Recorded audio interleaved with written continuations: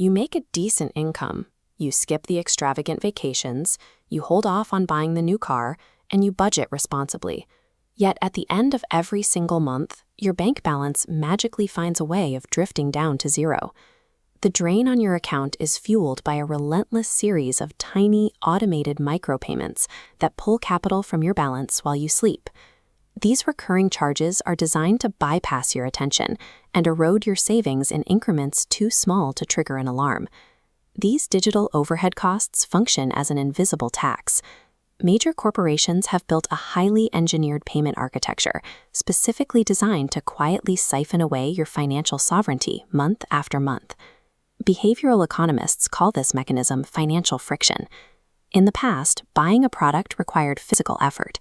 You walked into a store, grabbed an item, and physically felt the pain of paying by counting out cash or handing over a cart. That physical action created a natural cognitive boundary that forced your brain to pause and evaluate the purchase. Modern software and media companies recognized that this pause cost them sales. To bypass it, they deployed automated set-and-forget billing. They removed the physical act of handing over money, making the initial sign-up process completely effortless. This is achieved through user interfaces optimized for zero cognitive load. With one click, a thumbprint scan, or a simple toggle, and you are locked into a recurring charge without a second thought. But the moment you want to stop paying, the friction suddenly reappears. These platforms intentionally bury the cancel button behind multi-step labyrinths, confusing menus, and guilt-inducing prompts. They have weaponized convenience against you. By making buying effortless and canceling exhausting, the architecture hacks human psychology, turning your own forgetfulness into their permanent corporate revenue stream. This frictionless design has accelerated a massive transition in our economy. We have moved entirely away from physical ownership and into a state of temporary access. Just a couple of decades ago, if you wanted a movie, an album, or a productivity program, you paid for it once. You brought home a physical disc or box, it was a tangible asset that sat on your desk, and you owned it forever. Today, you pay indefinitely for the right to use those same tools. You are renting access to servers, and the moment your credit card expires, your authorization to use the product vanishes. Because you never actually acquire the underlying item, you never build any personal equity in the media you consume or the digital tools you rely on to work. You are trapped in a permanent rent-paying lifestyle.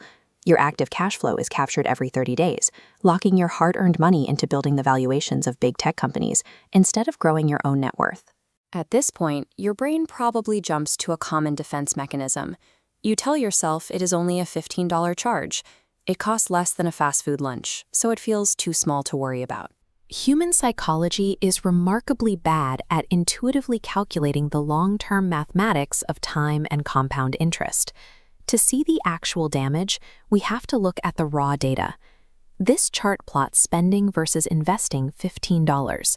Redirected into a 10% high-yield index fund, the trajectory changes.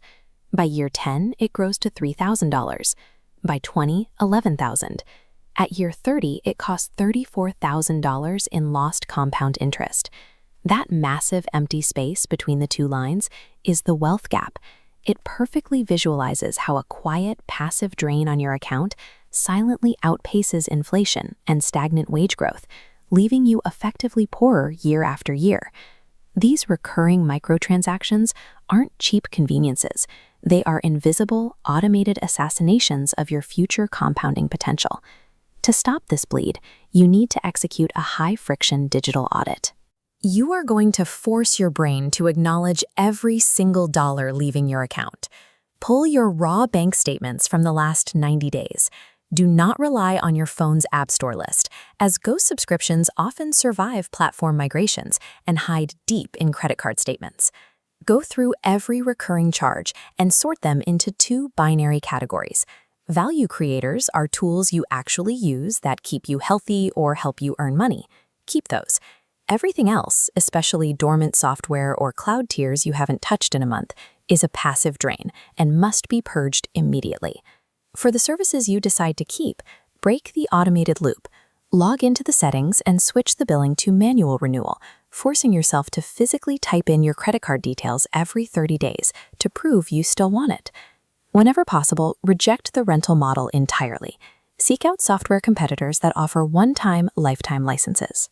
Paying a slightly higher upfront cost is mathematically superior to paying a corporate rent fee forever. Finally, for unavoidable bills like internet or phone plans, open a customer support chat and state that you are switching to a competitor. These platforms use automated retention bots programmed to instantly offer discounts of 40%. By plugging these leaks and capturing the compound interest for yourself, you reclaim the capital that was previously funding corporate valuations. You transition from a passive consumer to someone who controls their own long-term wealth.